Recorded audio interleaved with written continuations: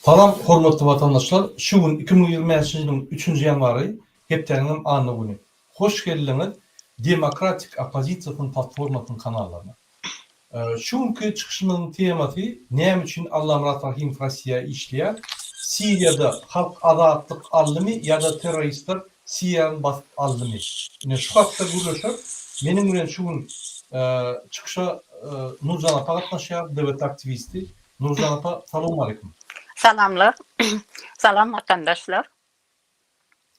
Yine Nurcan apa bana ruhsat berdiňiz, men azıcık informasiýa bereyim, oson biz diskussiýa geçer. Tamam. Yine hormatly vatandaşlar, ünsüýetlerden nemenizde bu öködeyim. Şul adam, yine şul suratın grupuna öködeyim mi? Bir yerde grup, yine şul adam, ünsüýerim. Şul adam Al-Jurani. Doğulan adı Ahmet Hüseyin Al-Şara. Doğulunda şul adı bolupdyr da. Ahmet Hüseyin Al-Şara. 1982 ýylda Saud Arabistanynyň paýtagty bolan Riyadada doğuldy ve Kakatynyň Nevit Pudowyna injener bolup işleýärdi.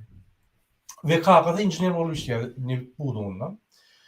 Maşgala 1989 ýylda, ýani Kakaty bilen Kakaty maşgalasyny alyp 89 ýylda Siriýa gaýdyp geldi. Damasyň bolaýyna ýani bir owujukda ýaşadylar şular. Yine şul adamın ykbaly boýunça biz görüňeder, sebäbi Allah Murat Rahimov, Rossiýa propagandasyna işleýän adam. FSB bilen dogry argatnaşygy bar. Russian Today'ın üstünden girdiğin habarçysı Russian Today'ın Ýewropada şul adam maglumatlary ýygnap Russian Today'a berýär, Russian Today Amerikan, Ýewropany garalýar. Şuň maglumatlary bilen. Şu ýaly gara blogerçylyk edýän adam Allah Murat Rahimova bir cevap verir. Näçip yine Siriýada şonuň beren ýanky analizi boýunça hiç zat ýanky şoň çykaran analizi tasdiklanmak. Näçip biz başga pikirde Siriýa boýunça. Gel şunu gürleşelik. Gelin şunu gürleşelim ve meň çıkışymyň esas maksady näme? Şu Allah Murat Rahimov näme işleýärni opozisiýanyň içinde ve halk haýsy tarapy akdiýanny gököjek bolýar. Men öňünden aýdaýyn, Allah Murat Rahimov halkyň azatlygynyň işi ýok. Rossiýa spesslujbalaryny işleýän adam. Bu adam Türkmen halkyny demokratiýa ilktirmejek bolup Siriýany közer. Ýene bir zady bolup közer. Ol ýalançy diýer, bu ýalançy diýer. Opozisiýanyň içinde ýanky taýak sokup buruşturar, gyýyşdyrar. Öýde alyp keminen bastırar. Meýeli bastırar, o neder, bu neder, hiç wagt jogap taşlanmaz. Sowar başga ýerine töhmet atar bolýan, öýde hiç wagt jogap taşlanmaz. Şu adam gaty hopladym opozisiýa üçin, Türkmen halkyny üçin men näçip diýen, şunuň alyp barýan siýasaty Türkmenistanyň halkyna azatlyk bermekden, demokratiýany ornaşdyrmakdan, ýani Putin ýaly bir diktatural sistemany goýmak we ortada ýykylmak. Ine şu maksady. Türkmenistanyň opozisiýasynda da pulunu Rossiýa spesslujbalaryna, MHM spesslujbalaryna ýa-da başga bir neşriýatlaryň şonuň spesslujbalarynyň arasyna ýanky şolar hyzmat edýän neşriýatlaryň jogapkärçilikli işini edýär. Kim pul berse tapawul ýok. Eger döwlete şunu pul bersin, döwletini öp çykmasa men gapym edem. Şu ýaly şul adam opozisiýa garşy sebäbi şu kim pul berse şoňa garşy tapawul ýok.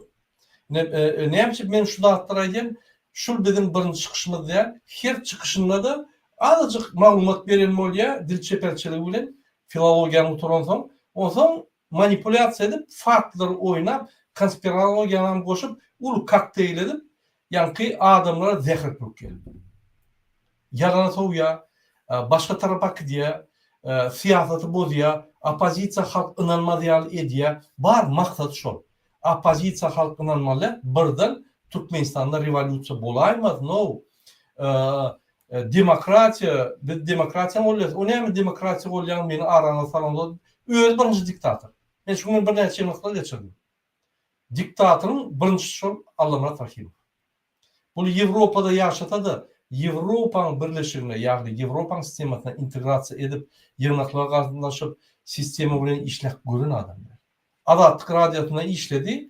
Şu diktator pikirleri bilen ýanky Azatlyk radiosyna masrar bolup kowuldy. Ine gıytka tarih. Ondaşından bir topar zatlar var o şartına geçmenin gelmiş şu pikirini ve doğru analiz edelim.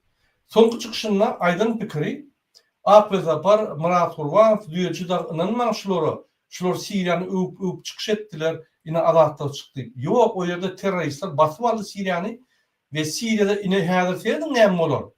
Bilgiçyalı yani Siriyanı eyyem kara dağda soğudu. Men neyemçi gen görüyen şu Allah'ın rahimi var.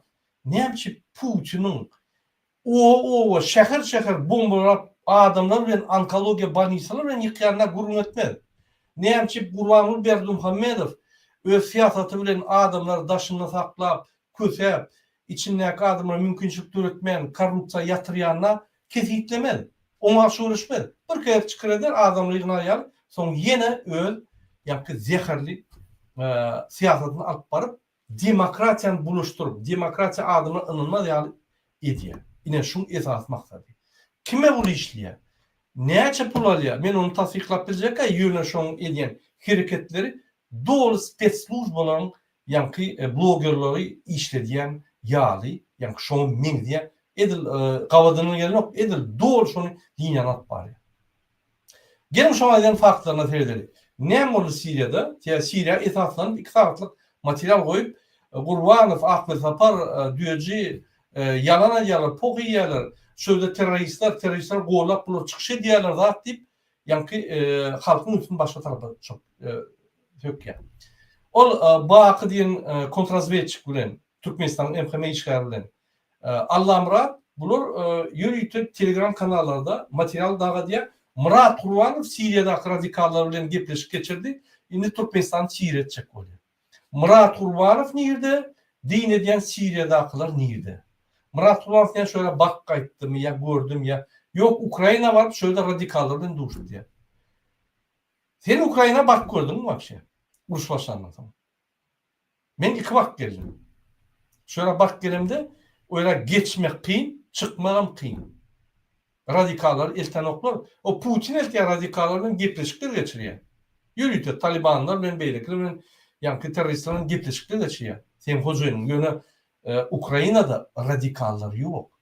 Ukrayna'da hazır bir topa devletlerin yoldaşları var ya, onun razvedkaları işte hem de bağlanıp dur. Ukrayna Allah bilmedi.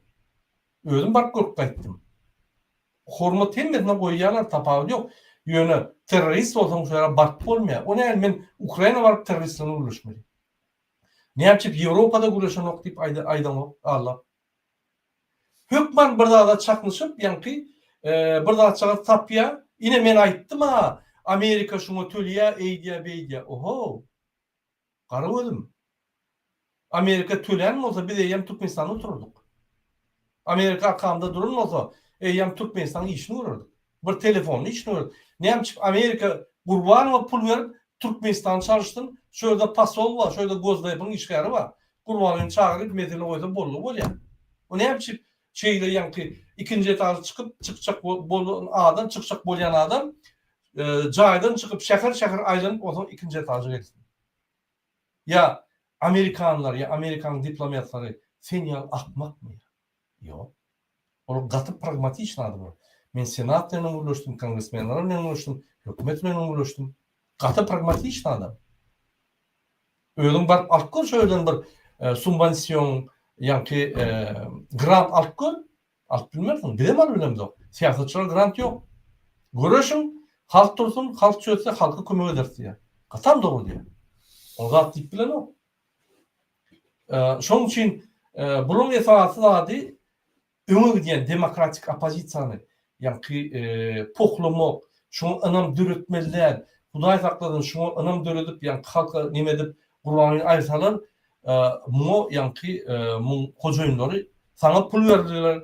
Germanya'da 2 çimadan pul verip kayıttık. Niye mi diyem deyip yani yakasına tutarlar. Gerek olsa şunu dokümandan gökülürler dedi işler deyip maskarasını çıkarırlar. Şunun nokta. Şunun için bize karşı görüşerim, görüşten hem medat eder aktivistler tutturur, poklar, değil mi aktivistlerin izinden. Şurada yanlış hayata büyüküp yankı bütün dünya car edip yanlıştılar deyip haçanla. Gurbanul Berdimuhamedov, Serdar Berdimuhamedov döwleti basmak geldiler, adam ölüp geldiler, teröristler hakiki. Türkmenistan'ın içinde bolyan bir topar bedbahtçılıkları hiç vakt beyan etmedi. Açık beyan eder de rejim ruhsat berenine göre beyan eder de son ağzını yapar. Son yine de aktivistler çoğalar. Yine de yani qara propagandasını aparar. Yine Allah rahat rahim dürücülü vardı men gıysa aytdım. Gelini şunu diyen faktlarını terdir. Şunu oğlun faktlar kevakt doğru getire yönü bir topar manipülasyon edip şu faktlar tersine uğrayan adam. Men size şunu tuğuz edeyim. Lütfen. Nurcan apa, men bir neçe videolar okudum, ondan sonra biz absürdiyene geçelim, bolýar mı? Yine lütfen. Öz efirine şu oğlun arada material veriyor. Lütfen. Şu oğlun Özbekistanlı, Suriýada jurnalist bolup, yani jurnalist hem de blogger bolup geçen zatlar beyan ediyor. Lütfen. Знаменитая надпись «Джак, Даур, я доктор». То есть пришла твоя очередь, доктор, имеется в виду Башара Асада. 4 детей и подростков написали это. Ахмад, Самир, Муавия и Наиф. Их имена здесь написаны. И дата того самого, той самой надписи, да, когда это было сделано, это 15 февраля 2011 года. И здесь рядом написано «Хараба доктор», то есть «убежал доктор», убежал Башар Асад. Но уже 8 декабря 2024 года. Но он убежал после того, как убил более миллиона сирийского народа. Yine 1 milyona golay Siriyan adamının ölürdü. Başar Asad teröristler. Yine şu adamlar gıynap, türbeler salıp, oğlun depeden beter türbe yasap, o yerde adamlar presa salyan adam teröristler. Yine şunu ayıran adamlar Musulmanlar birden terörist olýarlar. Birden ýanky şular zulümden beter zulüm bolýarmyş diýip ýanky häzir eden ok açyk garaşyň edip başlar diýip aýdýar. Gelin terdelin. Şolar gelecekde şu realizatları ýanky Başar Asad ýaly adamlar preslap şu tehnikalary ulanarmy, adamlar gırarmy ýa-da şular eýýän başga ýol alyp gitdilermi? Gelin şoňa da terdelin. Ne şular ulany ýanky şunun bir radikallyň biri diýip hasap edýär. Lütfen şular ulana. Yine şun ýanky nimede TikTok'ta account'u. Lütfen hotpost diye, hotspot diye. Gördün mü? Это красная одежда, знаете, что означает? Я не могу это описать. Это... No, I don't speak. Вы представляете, да, что это такое? Человек сюда клали, и все, его... Людей вот так убивали, понимаете? Вот это аппарат убийца. Красную одежду... Yine söyledim. Şoň reportajlaryna, ýani account'uny ýyp görelim. Знаете, что означает? Radikallar boýunça hiç şart ýok. Radikal hareketler boýunça. İstenlik nimetini alaýyn. İstenlik ine şunu alın. Короче, здесь такие вещи. Я впервые вижу, чтобы с крестом митинги были. Здесь революционные флаги. Здесь, получается, христиане. Näme diýär? Şu ýerde miting etdi, şu ýerde hristianlar ama, musulmanlar ama hemmet ama özem tiýäde hökümetde ýani Başar Asad'a ayrım hökümetde ine şu ýer mitingler edip dur. Sen Türkmenistan'ın demokratik döwletine şu ýer miting etmeýärmi? Aýtsana şunu. Näçe sen Türkmenistan'ı tanqid edýän, näçe şu ýaly arasda beýan edýän, bolup geçen zatlar beýan bolany tanqid edýän. Да, у них тут митинг. Yine musulman döwletde özem şu döwletdi öňki Al-Qaida girýän adam Al-Juwaleni şol ýanky ýolbaşyk edip şu döwleti azatlyga çykardy. Şol azatlyk çykaran ýanky şäherinde de hristianlar miting geçirýär. Kimi tutup kırdılar?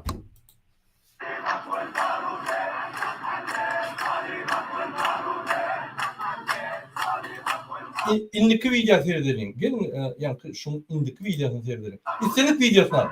Ne şunu al. Вот так выглядит военная полиция. Настоящая военная полиция, которая приводит в порядок все.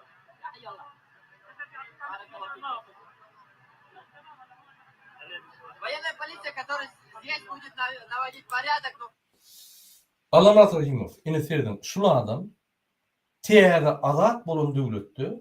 Arkayın interview alıp arkayın video okuyla blogger hükmünde. Şunu tutup ark edip ayağından atan oklar, basan oklar, daha dedin oklar. Sen şunu Başar Asad'ın yani dövrüne et bilen mi şunu? Et bolyan mı şunu? Elbette yok. Derri vakti derdiler. Ya Türkmenistan et bolyan mı? Yok. Derri vakti derdiler. Ya da Rusya'da et bolyan mı? Yok. Derri vakti diyorlar. Anamcım sen şu devletler boyunca aydan o gelip Suriye'ni adatlı çıkaran adamları tankit edecek olup şu terörist ediyen. Ne sebep? Kimin yankı zadaniyatı bile? Nece pul alıp şunu ediyen? Şunu düşünürsene. в первую очередь, конечно же, это касается безопасности мирного населения. Politsiya dur, birinci maksadı yankı adamın bizapaslısı boyunca durulur deyip görkölüyor. Hiç kim tutup alıp giden yok. Birini öldüremedin ya biri ön külörden qalan çıkarıp avtomat ataymadın deyip durur polisiyası. Флаг победы. İndiki video yine şu hot post deyip siz nimede Telegram'da görüp bilersiniz. Men yürü taştım şu hot post'u. Seyredin şu yerde zakripit edilen yürütü mesaj var. Unutmayın yine. Şu mesajda mesela okat vereyim. Ahmet Aşşara şu doğulunu Ahmet Aşşara deyip doğuluyor. Son yani başka adalya, başka lakamaliya. Her yerde bir terörist kurumada Al-Qaeda bilen yani işledi. Şu yerde gördü şu radikalların son başka harekete geçip radikallıktan git başladı. Onun yolları da bu. Bilemok. Men onu bir yerde yani analiz et bilemok onu. Ya onu analiz edecek olan onu öğrenmeli. Köp yani yıllarda eden işlerini öğrenmeli. Onun bir ayımda, 2 ayımda, 3-4 ay öğrenmeli onu. Ne şunu neyeme diye. Ситуация в Сирии, истощенная после войны и конфликтов, не позволяет вступать в новые противостояния. Yani bir topor yıllar uruş bolon son Suriye teyade bir uruşa tayar değil. Sebebi o mümkünçülük yok diye. Приоритет в данном этапе восстановление и стабильность, а не вовлечение в конфликты, которые могут привести к дальнейшему разрушению. Hazırki etapta bizim prioritetimiz ne diye, bizim maksadımız ne? Stabilность ve безопасность. Восстановление yani hem medadı teyadan kurmak stabilность diye. Biz hiç bir konflikte girmeliler ve konflikte разрушение yani hem medadı bozmana ihtiyaç diye. Международное сообщество должно немедленно вмешаться и взять на себя ответственность за последнюю израильскую эскалацию.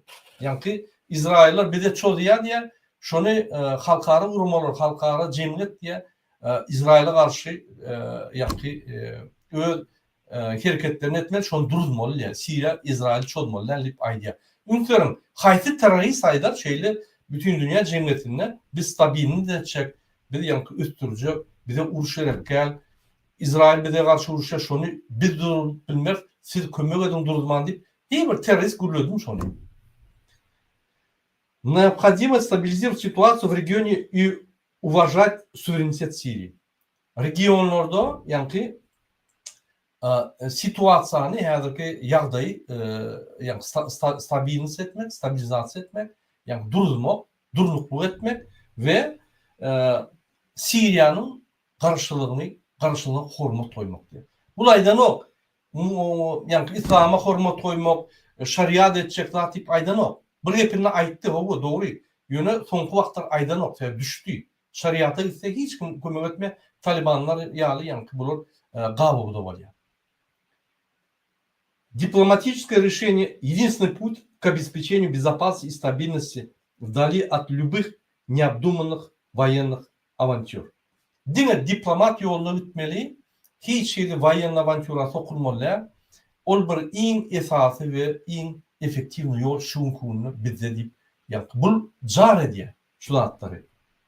Yine şu kanalı yırtan host deyip şurada Siriya boyunca hem materyaller vardır. Ne olup geçecek, kim ne diye yine öğrenip bilirsiniz. Yine ben size başka materyal okuyayım. Devam edeyim materyalları. İndiki materyal yine ünlü teröristler geldi diye de, teröristler basıvallı diye. Yine şuraya adamlar öz oyunlarına geliyorlar ve ağlaşıyorlar. Teröristler bulunmasa bulur ağlaşmadı. Lütfen. مبارك هي رجعتوا راسكم فوق العالم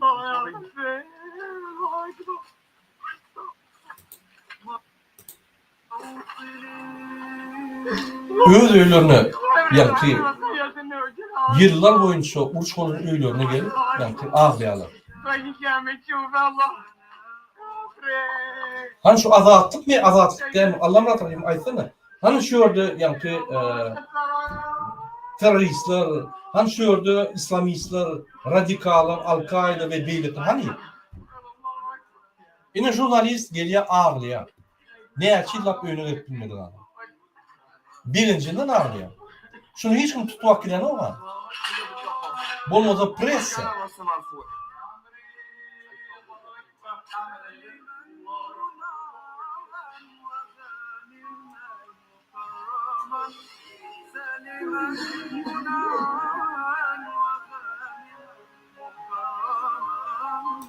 Şu Allah'ın Rahim'in bizim dinimize karşı bir güvnüne kalan bir da var.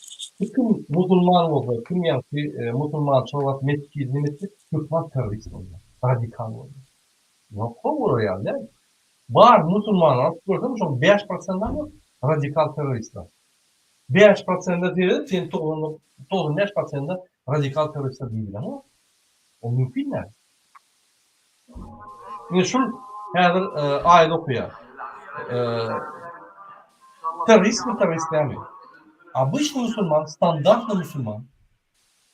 Eğer de bir ors, bir zat görüp şu yerde yani çokuntu, yani kreasyal çokuntu, o radikal bolan ama yani şunu olalım, ödüğünü ediyor, çokunuyor, yani radikal bolan ama yine adamlar şu adatlar çıktı mı ya, teröristler şunları yani şu türmede oturan adamlar devam edip yani kıynap yiyorlar mı? Yine unutuyorum.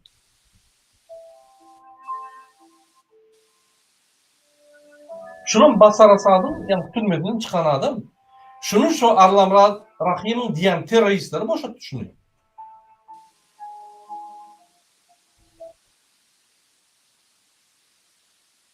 Ne şunu olan yani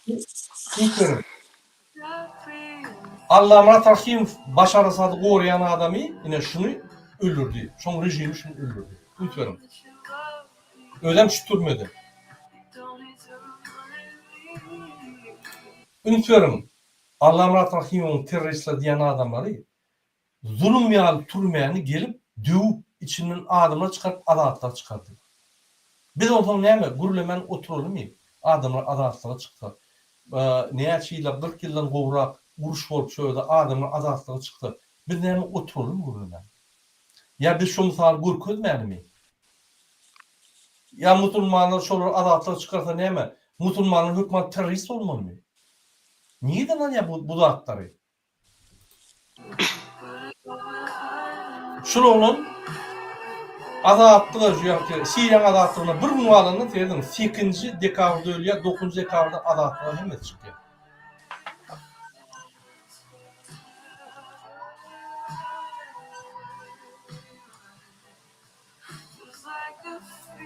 Şimdi gelin yürüyüşte tekstil materyalları tedireyim. Ne dedim?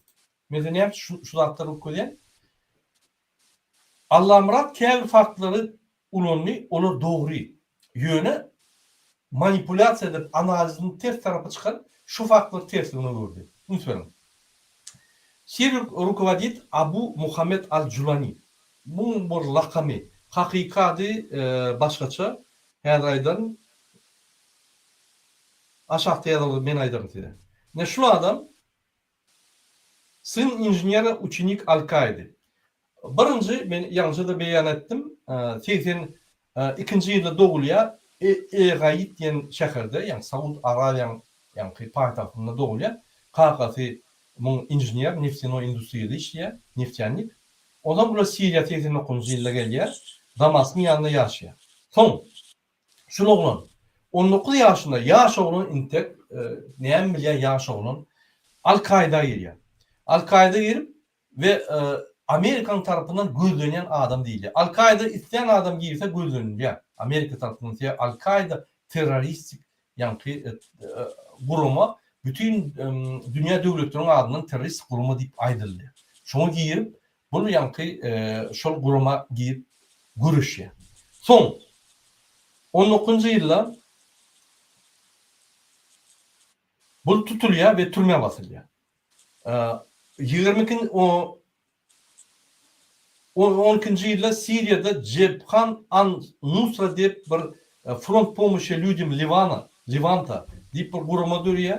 Şu kuruma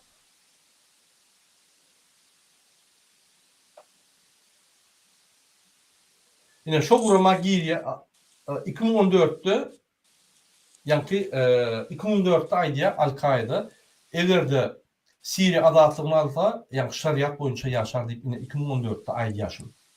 Ondan sonra vakt geçecek. Köp dağda dünya karşı ütke. Şulardan öz fikrini ütke diye. Radikallerle обычный İslam yani hareketi adaletlik halkın adaletliği çıkaran освободительный yani adaletliği çıkarıcı harekete koşuluyor şulardan. Unutmayın. Yine şu orada nihayet şunu görüştür hem mi daha beyan ediliyor? Şular yani iblis ve yeni bir neşeği saklap şöyle hükümet kurup görüşüyorlar. Hemen bir yürütü maglumatı okuyacak olan Hayır Tahrir Aşşam şonuna yine son vaxtlar şonuna oluyor 2019'dan beri. Şul kurumanın yoluşunun biri oluyor. Şul kurumanı Организация освобождения Леванты. Международная суннитская террористическая организация, которая возникла во время гражданской войны в Сирии. В результате слияния нескольких исламистских группировок. Левант и Великая Сирия. Şu kurumada işliyor. Şu kurumanı bir topar devletler hem de dünyada bir topar devletler terörist organizasyon deyip neme diye. Ya şunların Müslümanlar yığınlaşıp görüşte eline yer alsa terörist organizasyon oluyor. Terörist kurumu oluyor. Bunun yönü yine Organizasyon Osvobождения Levanta Hayat Tahrir Aşşam şu kurumanı kurup şu yana Levant ve Büyük Suriye'den yani hareketler içine giriyor. Yine şunun yani 15 bin tane firkadeleri var kendine. O vaxtları Suriye'de ya sen adaletli uğraşmalı ya da sen rejimden olmalı. Bunun adaletli uğraşıcı hükmünü alıyor. Ben bunu geroysalamam. Bunun günahı köp. Yine sonki ediyen hareketleri adamlar için ulu netice getirdi. Adaletli için adamlar için. Yine esası yani ideologiya, programa Hayır Tahrir Aşşam'ın esas ideologiyası ne? Programmasının onun alıp barayan, hareketin alıp barayan yani ideologiyasının manisi ne? Ne bu düşündürülüyor. Не привержены к идеям всемирного джихада, то есть не собираются насильно обращать весь мир в ислам. Biz bütün dünyadaki yani bir toprak kurumlardaki hükman cihat etmeli diyen adını diyor. Hem adamları güçlerini İslam'a girdirecek gelip yani şu идеологiyasına aydiya. Birinci. İkinci. Главной целью называют свержение президента Сирии Башара Асада и его режима установление исламского правления в стране. Esası maksadımız şu kuruman Hayar Tahrir Aşşam'ın sonki yıllarda şu Al-Juani baş tutanlık eden kurumatının esası ideologiyasının ikinci bölümü esası biz Başar Asad'ı ve onun rejimini ayırmalı ve İslam devletini vurmalı. İslam devlet diyelerine hükman radikal devlet değil. Hükman yani şariat boyunca devletler ne Türkmenistan İslam devleti. Demokratik sistemi de İslam devleti. Hristiyan değil, Müslüman devleti, İslam devleti değil. Üçüncü, не согласны с идеями исламского государства ИГИЛ, Аль-Каида и не планируют строить халифат, то есть огромную исламскую империю, по примеру арабского государства 7-8 веков на всем Ближнем Востоке. Biz Al-Qaida, İGİL'in yani teröristik hareketlerin ideyalarını biz orada değil. Biz ulu bir İslam devletini, radikal İslam devletini kuracak bolamızok ve onun içinde şeriatı yani boyacak bolamızok. Biz ona karşı, onu etçek bolamızok ve İslam imperiyatını etçek bolamızok ve halifat kuracak bolamızok deyip yine program adına yazılıyor. Yine devletin program adına hani radikal İslamizm vardı bazatlam yok. Bir de yine İslam'ı oşuya Allah Rahim filan KNB yani MHM, FSB, İslam'ı oşup bir de yani radikal edip bir de ekstremist terörist edecek bolup qaralacak oluyor. Yine şunu açıklaydı yani.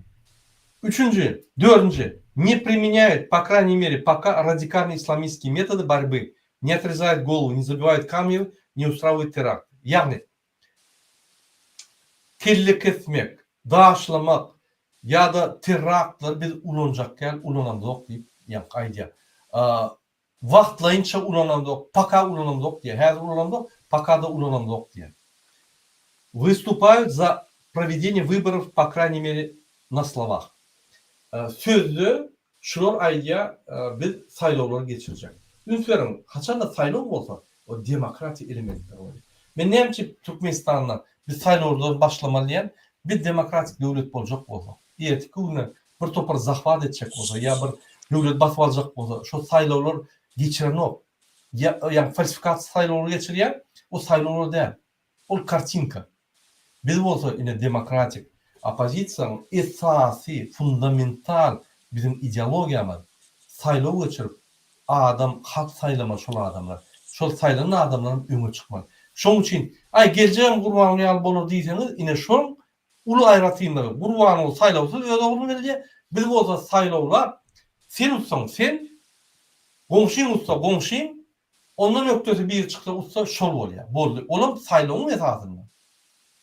Halk saylýar diýmek. Yani Gurban öz ogluny saýlanok da halk saylýar diýmek. Ne şoň prinsipial tapawdy. Erteki günü şu halktan sayılan adam eğer de halk için işlemeden halk tutup şunu ayırt biliyor. Yine tapağlı. Şunun için her geleceğim Gurban yazdıysanız yanlış. Duruşuna sisteme var. O yerde durum bir yerde halkın yani huzurunçuluğu, halkın yani hükmü yine tapağlıkları. Yine şuraya yani ideologiyasına doğru terörizm yok. Yine terörizm şulardan yüzlerine öğrü, oğuna yüzlerine Tigr, oğuna Amerika yüzlerine Tigrana yüzlerine Saud Аравия yüzlerine. Unutmayalım. Выразил надежду на что новая администрация США под руководством Дональда Трампа снимет санкции с Сирии. Bir ananiyat, yani bir arzu ediyat Amerika Suriye'den sanksiyalar ayırır. Haydi bir terörist yani kurumu şuraya ayırır. Ayrar тип нам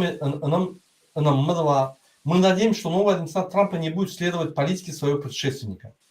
Biz ananiyat yani Trump'ın hükümeti önkü Biden'ın hükümeti yani şun siyasetini atparmaz deyip biz ananiyat diye bağlıyor. Он также рассказал ООН за бездействие в Сирии. ООН Сирияда hiç tat etmedi deyip onu yani tankid ediyor. ООН не смогла добиться освобождения ни одного задержанного или содействия возвращению ни одного беженства. Он bir tane adama boşalt bilmedi türmelerden ve bir tane bejinsi yani şu bejinsi İran'a Siriya kayıtmağına kömek etmedi. Что касается Ирана, Аль-Шара призвал Тегеран пересмотреть региональную политику вмешательства в дела соседей. İran hatavını alsak diye İran birlikte ürettiğim siyasetine bu içine boşulma diye öz regional siyasetini düzeltmeli. Что силы ХТ старались не атаковать иранские позиции во время наступления на армию Асада. Biz Asad'ın armiyasını çözümümüzde biz İran yani boşunlarına çözmedik. Biz şunu çözmeyecek bolduk diye. Саудовская Аравия играет важную роль в будущем Сирии. Я горжусь всем, что она сделала для нас, сказал Аль-Шария. Он напомнил, что провел раннее детство в Эль-Рияде и надеется снова присутствовать. Сауд Аравия bize köp kömek etti. Men katışat şunun kömeklerine ve men katı oynayan Saud Arabia'da doğulanma ve şunu yine kaydık gireceğime men inanyan deyip aydiya.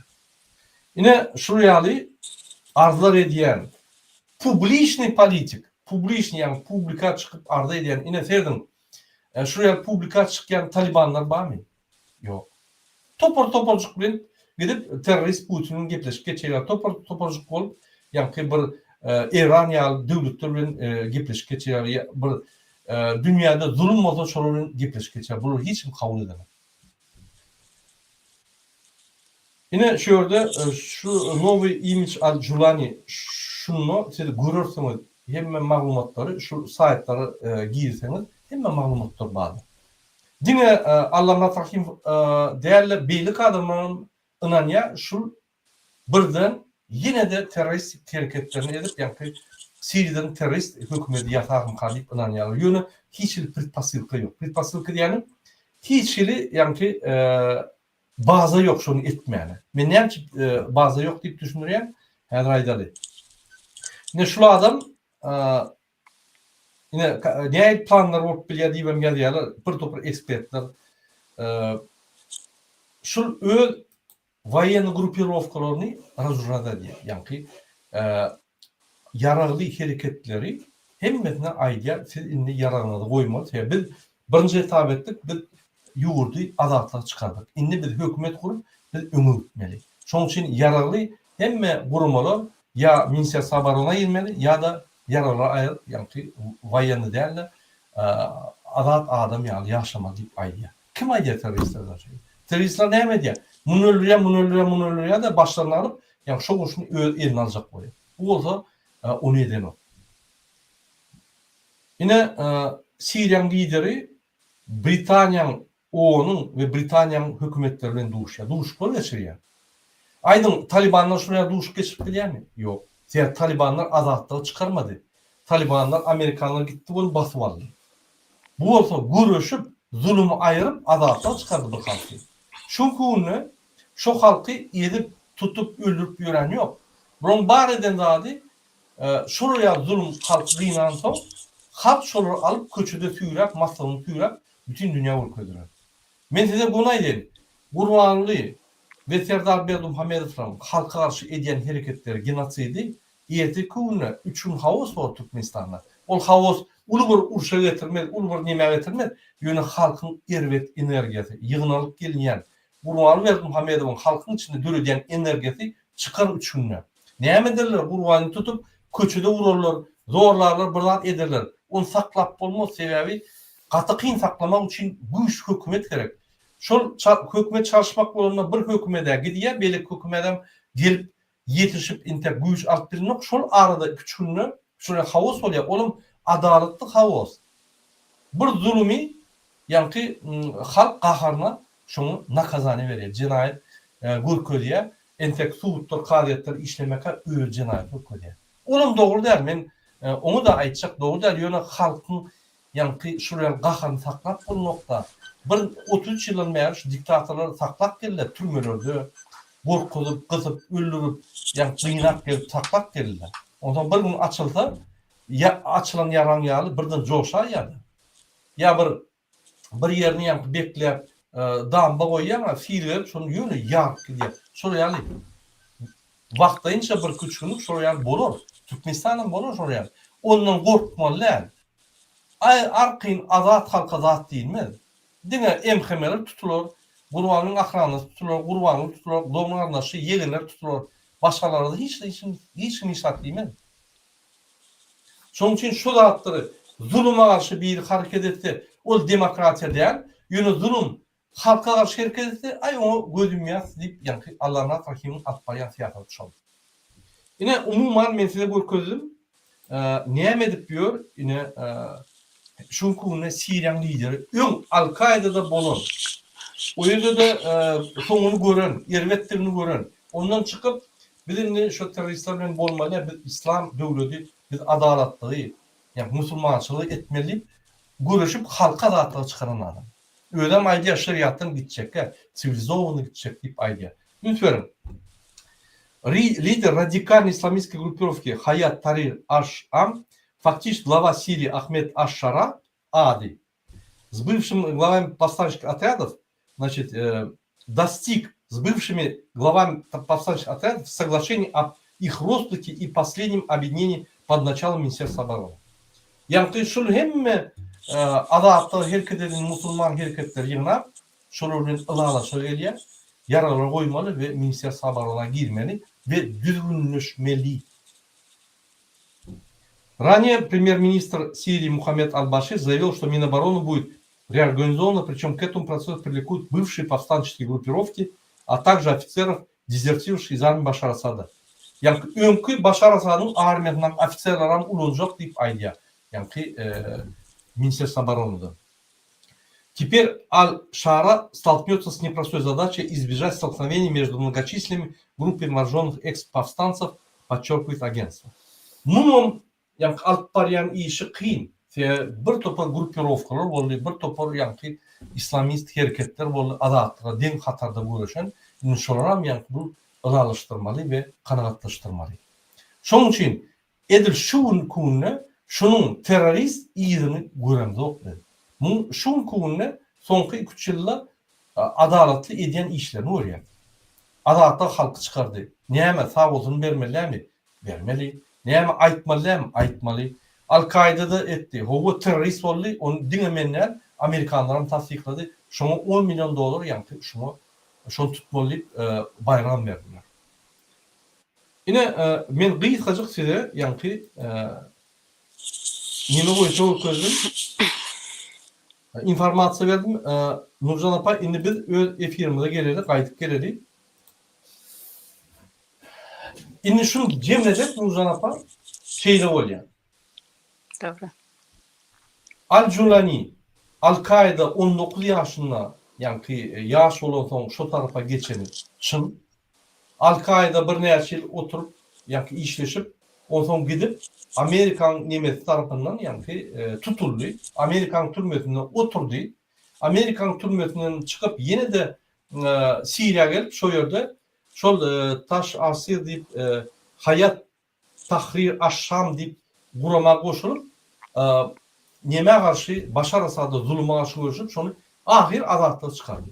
Adatda çıkarvan biri eginleş beylik hareketlere üýüşürüp ılalaşa gelip yaralar goýmaly ve bir yani Ministерство обороны düzgünleştirip döwlet kurmaly. Hem yerde jary.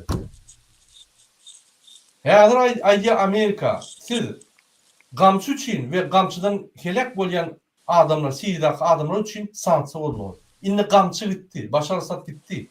Diňe gamçylayan adamlar galdy.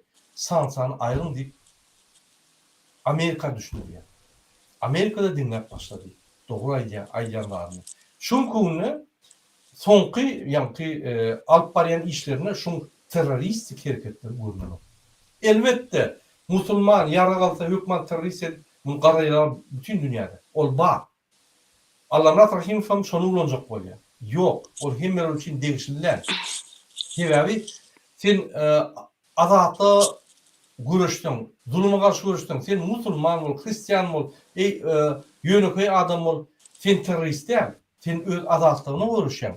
Ol halkara ýa-ni adam adatlygyny, adam haklaryny goýan jarnamada ýaly. Egerde bir halk öz adatlygyny demokratik ýolla ýa-ni protestler bilen konstitusiýon ýolla alınmasa, şol halkyň ýara galyp öz adatlygyny almanyň haky bardyr diýer. Ine ol köçede. Şoň üçin ýani garalajak bolup, ak we sapar garalajak bolup, düjin garalajak bolup, ine şol terroristler öýe inanmagy şol siýasatçylar bom diýip aýdýar. Biz dogry siýasatçylar. Biz halka diňe bilimler berýär we ýol ötürýär. Biz manipulasiýa edemzok. Biz hakykat ötürýär. Doğru. Nurjan oşaklardan bolsaydı dilersiňiz. Doğrudur. Yani Siriýanyň ýagdaýy gaty göz gynady. Yani yürekler parça bolýar. Her gün dinleýän, her gün görýän, şonu bizem mudama izarlaýar şu haberleri. Yani bu taýda diýmek istediğim Allah Rahimov Türkmen halkyny gaty bir jahil görýär diýen. Yani ben nähil bir erteka aýdyp bersem şoňa inandyraryn diýip pikir edýär. O terörist diýip olara şey diýär de terörist diýip elar elini yaragwa diýip. Ama sen yaragsa terörist. Sen rejime Putin kakany o taýdan kowdular da. Ana şoň üçin möjüjelýärmi? Hemme datları bu analiz etmeyi öwren. Teoriýalaryny adamlara gowy normal şekilde yetir. Yani büyüdüp o terörist o binäme diýip oturma. Häzir bu Ahmet Al-Julianiň edýän siýaseti bambaşka. O öň bir gruppirovka goşulmuş bolabilir. Olam yaş wagtynda. Ne bolsa häzir görýär dünýä özgörüşliklerini hem nirde nähili demokratiýaň barlygyny egerde şu svetski ýol bilen demokratiýa ýol bilen gitse demek bütün dünýä onu goldar kömek eder diýip şunýaly şu ýol aldy. Sen näme üçin beýdip adamlary hapal mertebelerini kiçildi. Otursan ay Apelsaper öýle, Diýeji böyle, Murat Gurban beýledi. Senin aydan bu erteklerin uje adamlar inanmaýar. Adamlar mana YouTube'pa, bir giden TikTok we Instagram diýdi. Hemmeti görýärler, okuýarlar. Adamlar aldymagy besedinni. Ol sen öňkü o çağıjyklary o näme Türkmenistana ýolanyňa meňzemes bu iş. Birazcık akyllan. Sen o taýdan o pul alýandy Facebook çalyşýanyňy her kim bilýär. Her kim bilýär. Indi birazcık yani utanma baltam gelendir. Beýdip awzyňa gelen zady aýdyp oturup. Ha şu wagt Ministerstvo иностранных Germaniýanky, bir de Fransiýanky Siriýa gitdiler. Näme üçin? O taýda gepleş geçirjekler. Şu dialoga girjekler. Gördüňizmi? Nähili zatlary ýanky bu Ahmet Al-Juliani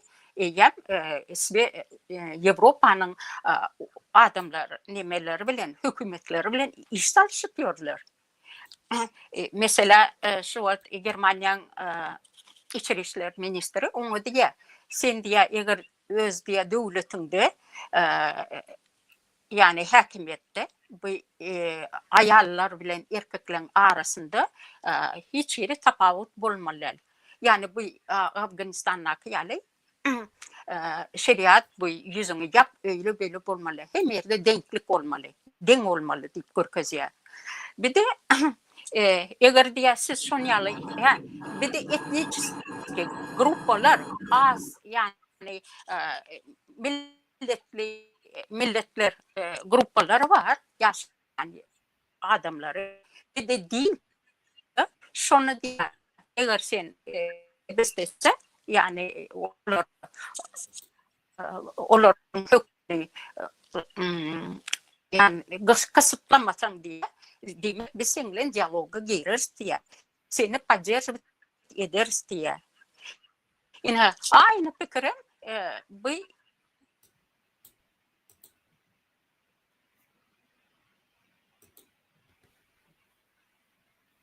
Sesimiz gelin Nurcan apa.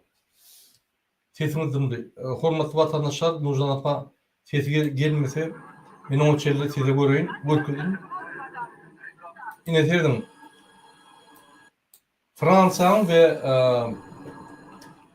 Fransaň vekili geldi ve onun vekili geldi yine Siriya ýürüte birleşmäni başa ýanky Al-Juliani bilen.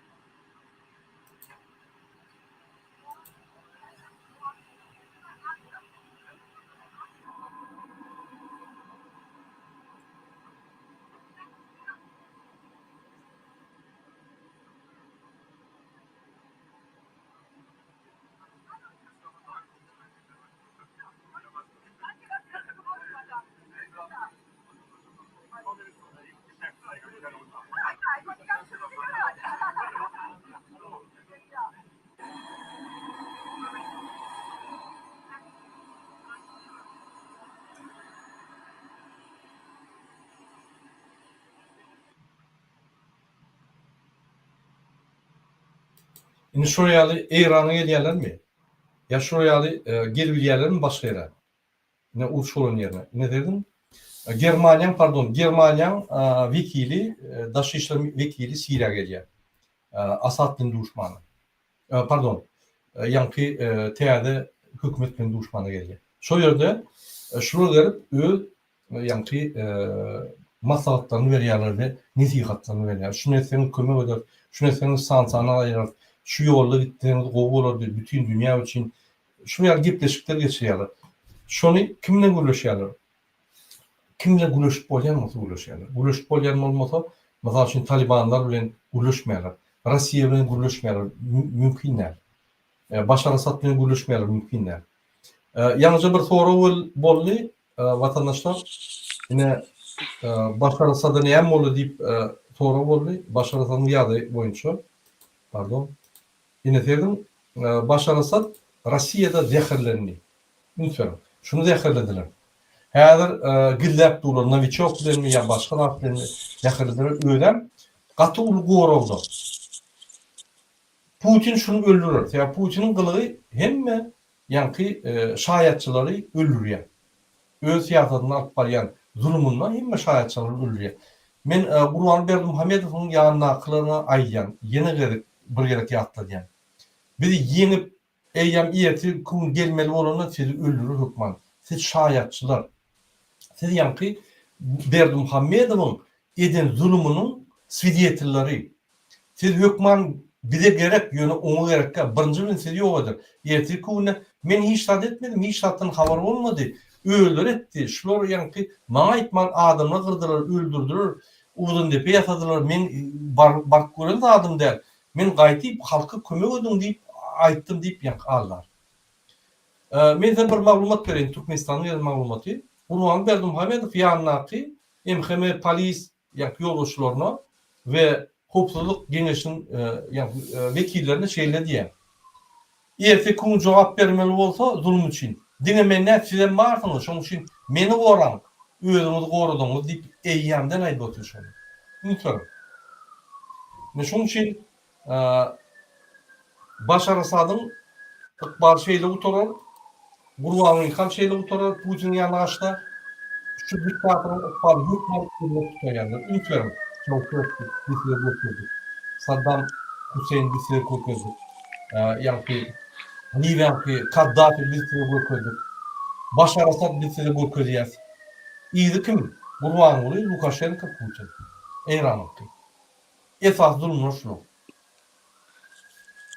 Onun zaman payanıza sevdiğiniz için Putin ay verin. Eğer bu durmadık o zaman Yani demek istediğim Allah Murat Rahimov vardı şu vaktini gepleş geçiriyoruz da aktivistlere azar verme.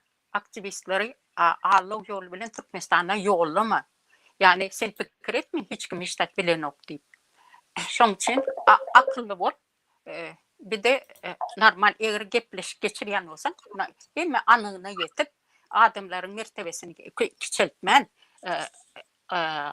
gepleşiklerini geçir. Yani hem de pul değil. Eğer sen şu an eğerim değil, sen действительно pulu satılan birisin de böyle yani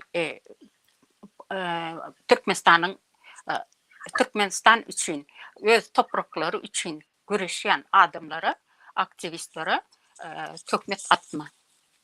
İnha. Bulan haiş desen haiş, yoksa da nehili düşünen olsan düşün. Yani bu şu an videolarda geçirip görkezdiniz, inha pres işgärleri gelýärler, otayda öz topraklarını öpýärler. Şunyaly degenişden öz topraklaryny öpýärler. Hani sen 20 ýyldan beri, belki de 30 ýyldan beri ýurt dışında otursan. Hani senin gel de şu tayda mitingler edip bilýärmi? Edilýärmi şu tayda Türkmenistanda? Yok. Hani gelip şun topraklarını öpüp biler misin? Yok. Şun için görüşen adamlara ayağına palto vurma. Akıllı bol. Doğru yani. Yöne ünsürüm. Alamrat Rahimov 10 yılın gowrak, men ýalňyşmasam, Azatlyk radiosyna işledi. Soň Azatlyk radiosyna çykyp ýa-ni bunu kowdurup onu ýene görüşe urulaşy. Bir interwýu tanma. Bir yerde işledin mi? 10 yıllap işleyen bolsaň, elbette kayıl bolansoň ýa-da kanagatlanansoň şoň üçin işlädiň. Bolmasa eger şöýle erbet bolýan bolsa näme 1 ýylda gitmedin, 2 ýylda gitmedin. Näme şurada oturdum 10 ýyllar. Kim pul berse şol bolan. Azatlyk radiosu bilen Azatlyk radiosu kogdumy? Indi kim pul berse şonu ýanky garalamak. Garalmaly bolsa garalmaly, aklamaly bolsa aklamaly. Onu tapagy ýok. Şoň üçin Allamrat Rahimov demokratik opozisiýa gatgoply adam, halky opozisiýanyň ýygynyň ýüremedi ýaly, ynamdan gaçyrýaly hemme edýän hereketleriň manysy diňe şonda. Başga zat ýok. Başga zat ýok. Ünferplerdiň hemme aýdan eden zatlary. Amerika erbet, Ýewropa erbet, olar Russiýan propagandasy. Ay şul opozisiýa ynanmaň, opozisiýa kömek eden ýer ýok. Adamyny tutturmasa kömek eden ýer ýok. Üstüne hat ýerýär, üstüne prokuratura ýerýär. Her zat kömek eden ýer ýok. Inanın. Bolmasa geňişde muny oturtdygym, hormatam oýduk, zadym etdik. Ana rüşen çykardy. Bize garşy, bizim bilen gepleşip geçirýär. Ýanky opozisiýa meselelerini şöyle nimede daýýar. Ay bular däl, ay bular zat bize söýüp, onam rüşen kılıç efir goýýar. Şondan utanma, şondan soň gitmeli şol adam. Ýüzi ýok. Politik trup diýilýär. Ýok, utanmaly ýa çykyş edýär. Utanmaly ýene gelip ýanky nime diýär. Ýüzi padoşda, ýüzüne tüýgürdemem, padoş ýaly süpürüp dowam edýär. Şol ýaly jurnalist boljak bolsaňyz, siz hakykatçy bolmaly. İki saat hakikat fakt alıp onu manipülasyon edip onam halka karşı yani demokrasiya gerekke azatlık çıkman burwanly ba Putin ba Putin hakamada burwanly yıkılıp ýör. Menem yıkılyan Putin biz yani öňe gider Amerika ynanmaň, Ýewropa ynanmaň. Şu ýaly Solovyowyň Russiýan propagandasyny yani merkezi teleradio propagandasyna ýürüdilýän propagandany Allamrat Rahimov öz kanalyna ýörýär.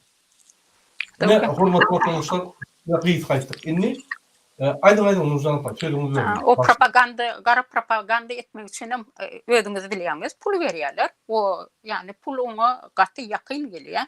Adamyň çesnesligi, sprawiedliwości, göreşi oň üçin hiç zat. Yani bir türkmen ogluny gelişek zat däl. Neştayda etniçki gruplar var da sorýarlar, eýtime Kazakhstandan, şonu bir kratka aýdyp berseňiz. Этнические группы есть, этнические, значит, группы есть во всех странах. К ним надо очень уважительно. Они только украшают нацию. Они дают новую культуру. И культура обогащается. Обратите внимание, во Франции есть этническая культура Испании, Англии, басков, Италии, португальцев. Здесь целый конгломерат, и она богатая. Я вам просто скажу, посмотрите испанские танцы, вот эти вот, фламенко. Есть около 35 видов танцев, танцевальных клубов стилей. То есть клубов много стилей. Представляете? Только испанская культура как представлена. Она только обогащает. Это нету в Бразилии, это нету в Аргентине. Это есть здесь, во Франции. Они обогащают культуру Франции. Любая этническая группа, будто булуч, узбеки, нохуры или там другая этническая нация, неважно. Они только обогащают культуру туркмен. Культура туркмен обогащается, многое хорошее берет. Оно сливается и становится большой нацией. Посмотрите, Америка. Самая сильная страна в мире. Там нету нации Америка. Это конгломерат всех наций. Они очень сильные. Поверьте. И испанцы там, и португальцы, и туркмены, узбеки, кого только нету. Но все гордятся быть американцами. Потому что Америка сильная страна. То есть вот эти нацменьшинства или этнические нации не делает нас бессильными. Она нас делает сильными. Вот это надо понять. Поэтому они же там не сегодня пришли, не сегодня жили, они испокон веков жили. Надо им должное отдать. Когда надо, они защищали землю вместе с туркменами. Когда надо, они поддерживали туркмен. Когда в трудные времена, они все помогали. А почему мы, когда обретем свободу, мы должны их выгонять? С какой, кстати, и с какой целью? Нет. Надо нацменьшинства, наши нацменьшинства должны обязательно быть представлены во всех эшелонах власти. В парламенте, в центральном органе Меджлисе, в вилаятских, этрабских, везде. Они такие же люди, как мы. И их голос должен быть услышан. Тогда мы будем сильная нация. Тогда за туркмена будет умирать и булуч, и нохор, и узбек. Все будут умирать. Я видел кадр в Турции, один социальный эксперимент проводит. Он берет флаг Азербайджана, приходит к турку и говорит: у тебя спичек нету, зажигалку дай, я сожгу этот флаг. Что говорит турк? Не трожь этот флаг, это наши братья. Турк защищает в чужой стране флаг чужой страны, который ему дорог. Точно так же эти булуджи, эти нохуры, узбеки, еще какие-то эти, все они будут защищать туркменский флаг и Туркменистан, поверьте. Наравне будут стоять с нами. Если мы их отделим, мы останемся одни. Почему победил Советский Союз? Потому что был многонациональный союз был. Если бы только русские были, я больше чем уверен, они проиграли. Больше чем уверен. Там героизм показали казахи, узбеки, туркмены, чеченцы, грузины. Все нации показали героизм, чтобы показать, кто они такие. И эти героизмы, они мотивировали русских. Русские на них надеялись и на них рассчитывали.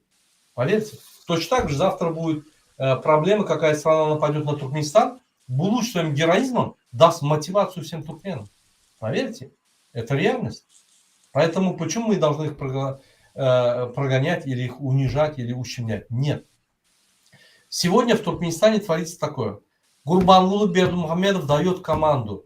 Все сделайте, чтобы нация разругалась, чтобы марийцы, марийский вилаят ругал либапцев, либапцы ругали балканцев, балканцы ругали марийцев, марийцы ругали ахалцев. Их как бы растащить по углам. Специально делается политика. Мен Туркменче'de aylayın şunu. Türkmenistan'ın haberleri geliyor.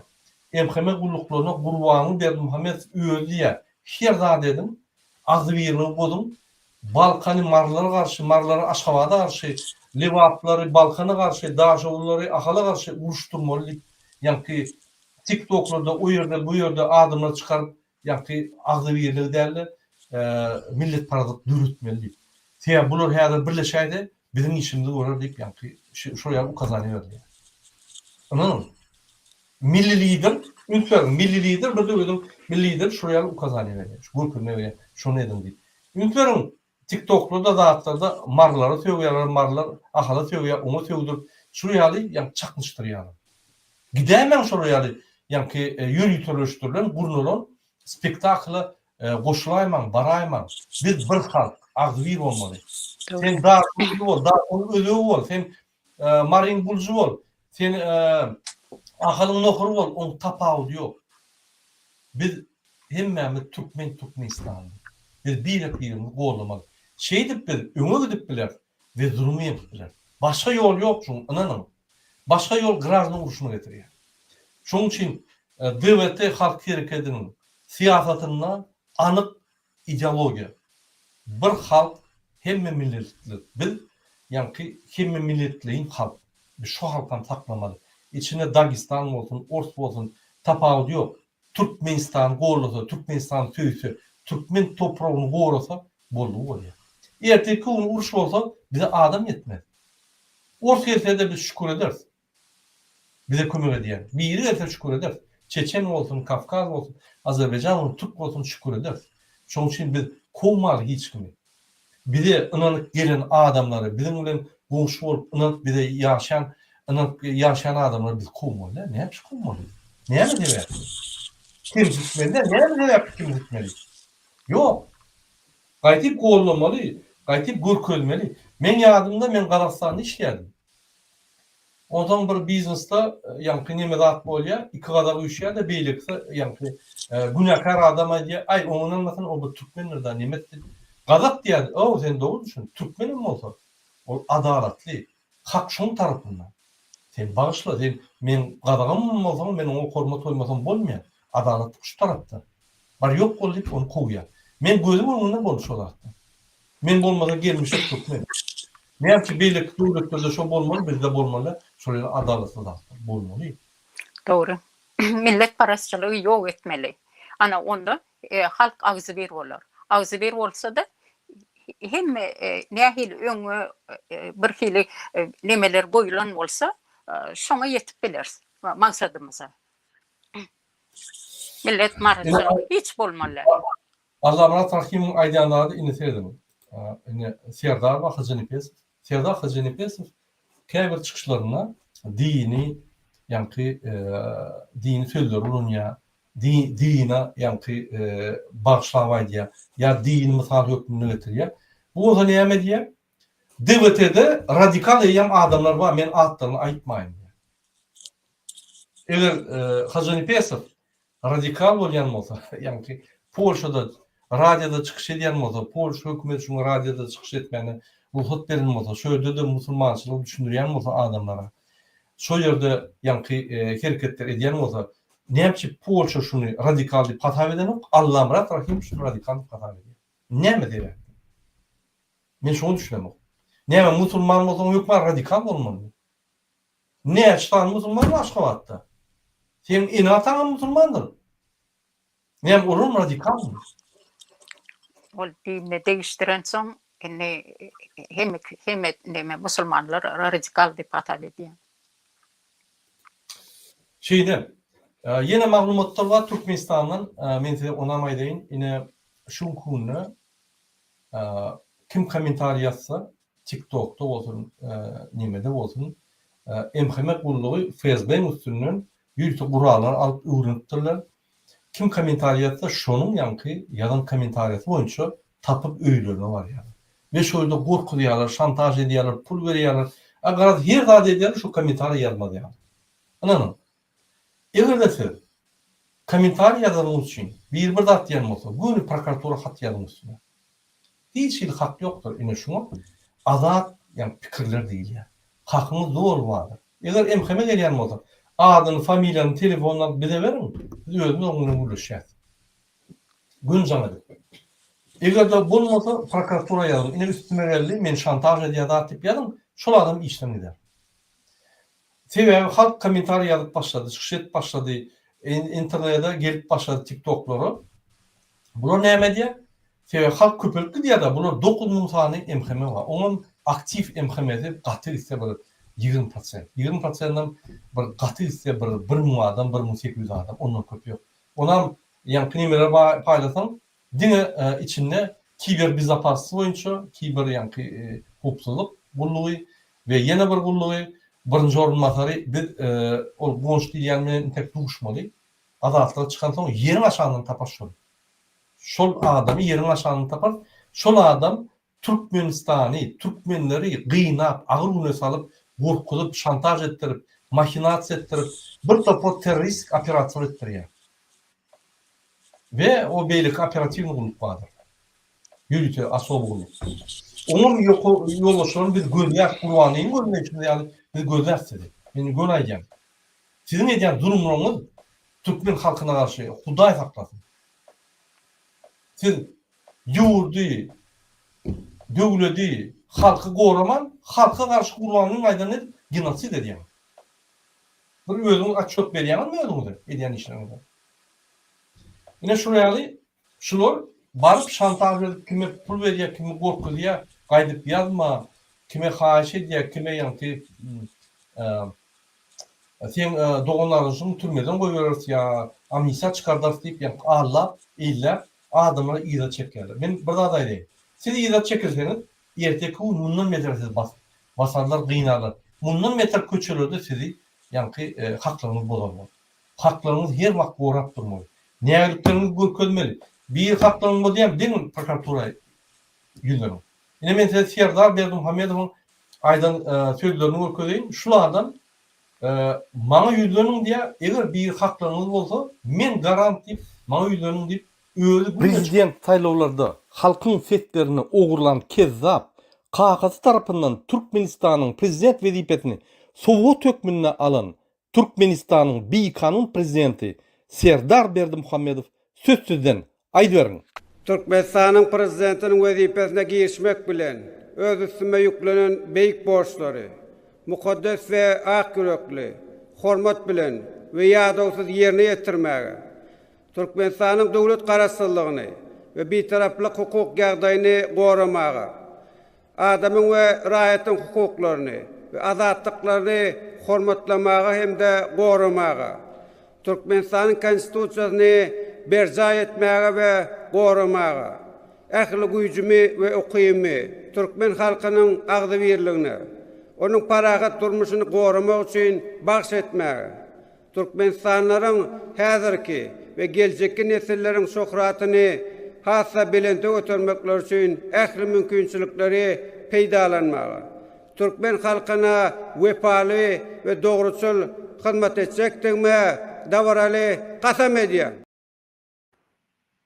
Türkmen halkyna doğrusu hyzmat etjekmi, kasam etjek. Kasam edýär.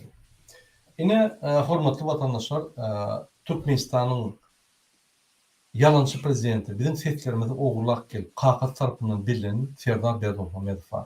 Test edim. MHM üstüne gelse yarım şoň adyna hat ine planyp gelen adamyň adyna başlasaň bara başga şuur bermedi aýdy. Ya gorkor ýeti barlyk elýärsin. Anında test edip iýerim Serdar Berdimuhamedov. Murat Urwanow öz çykyşlarynda sizin çykyşyňyzy görkezdi. Şöyle kasam aýtdyňyz. Türkmen halkynyň haklaryny gorany men konstitusiýany gorany we Türkmen halkynyň onun nesillerinin şöhratyny ýokary galdyran diýip aýtdyňyz. Ine şoňa esaslanyp MHM agenti gelip men haklaryny bolýar. Halat ediň maňa, kömek ediň diýip ýadyňa näde göreli. Doğrudan hatlardan Serdar Berdimuhamedowyň ýa-da administrasiýasyny göreli. Biz inşaat edemdik, biz öz haklaryny üçin görüşendik. Inanyň Gurwany Berdimuhamedow we ýa-da Keza o guwanç birinji olmasar MHM ve onun asobat diýeli. Giýje uny Serdar Berdimuhamedowyň giýje uny halka garşy görüşýär. Bir görüşmeden utulýar. Bir hiç zat etmeyen bilinip bilen oklar. Egerde bir adam etsek bu tordu bolýar şo. Şu kunle giýje uny görüşüp bize garşy zordan situasiýany taklaýar. Türkmenistan bankrot. Bir tane stomatolog ve beýleki ýa-da A harpyna şermende Türkmenistan çykaryp bolmaýar. Bütün dünýäden kart alyp bolýan yer bolsa aldylar. Bular indi hiç kim ananok. Dubay'dan, Katar'dan, Bahreyn'den aldılar, son Singapur'dan aldılar, Hıtay'dan aldılar, Japonya'dan aldılar. Şu bir yer berýän bolsa aldılar. Berbilen oldu. Türkmenistan batırdılar. Aylık berbilen oklar, aylık doğru yapbilen oklar. 10%'da kaldırdı diye. Adamlardan sorak görün, zeyrenye. 30-40% haritdan kaldı diye. Hem 10% kaldıranın bize hiç adam dem diye. Şu bir agry ýagdaýda diye aýdýar.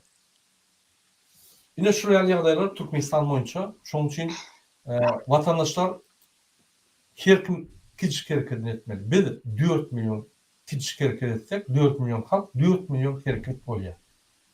Bunun gaty ise bir 10-15 min adam var. 4 milyon kiçik hereket 10-15 min adam da ýudýam diýdi. Şoň üçin güýç bizde, biz güýjümizi elimize almaly. Onun üçin agyrlyk gerek. Birlik birine ınam gerek. Allah'ım rahim fiyalık adamlar ortadan ayırıp biz ümür etmeliyiz. Başka yok. Doğru. Hormatly vatandaşlar, Lozan apa, şunun efir bu torunun näme aýtjak sözüň bolsa, aýdym. İnşallah bu türmelerim boşadylar diýip umyt etýäs. Eger akly bar bolsa, hökümetiň türmeleri boşaltmaly. Amnistiýa etmeli. 33 ýyldan beri amnistiýa ýok. Diňe pamilowaniýa diýilýär. Pamilowaniýada kimin pulu bar bolsa, şo çykaryp bilýär. Ol tapawud ýok. Adam öldüripmi ýa-da şunýaly bir uly jinayetler edipmi, hiç sereden oklar. Yani hökümetden amnistiýa garaşýas. Amnistiýa edin, beýgünah halky türmelerden çykarın. Sizin edip bilecek gowy sowudyňyz bolar dip umyt edýän. Garaşýan, bir de şoňa garaşýas.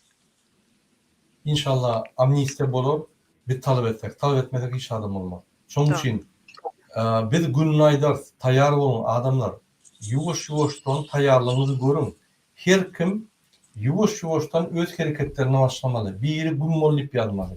bir listovka yani gummonluk yazmalı, bir senka yazmalı, bir pulo yazmalı gummonluk.